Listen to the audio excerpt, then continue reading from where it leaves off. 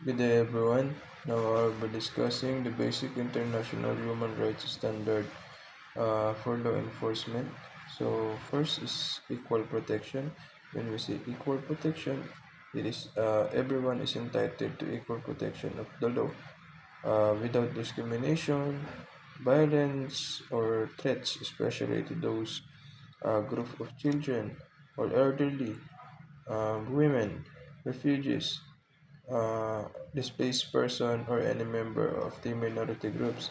So one of the example of equal protection is all person, regardless of their nationality, races, gender, or religion, is must have the rights or equal protection.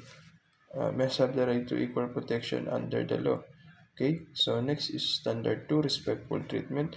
When we say respectful treatment, so all person, all citizens, victims, whether arrested person or detainees uh, must have the rights to treated humanly. Okay, so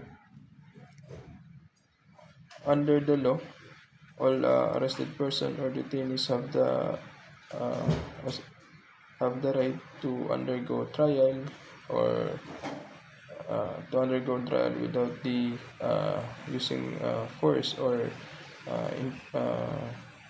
violence to extract an information against those arrested person. Okay, so we need to treat him or treat them humanly because it is their right, and under the law uh, they are still innocent and have the right to due process because only the court can determine if a person is guilty or not. Okay, so next is use of force. When we say use of force, uh, we have a force continuum.